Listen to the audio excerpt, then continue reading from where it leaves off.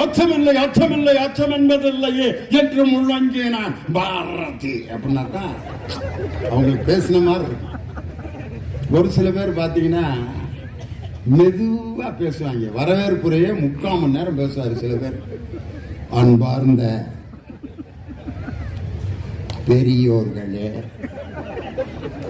நான் இந்த எங்க கல்யாண வீட்டில் பேசுறாரு, திருமண விழாவில் பொண்ணு மாப்பிள்ள 2 பேர் சாந்தி முகூர்த்தத்துக்காக தான் விடுவாரா இல்லையான்னு தெரியல.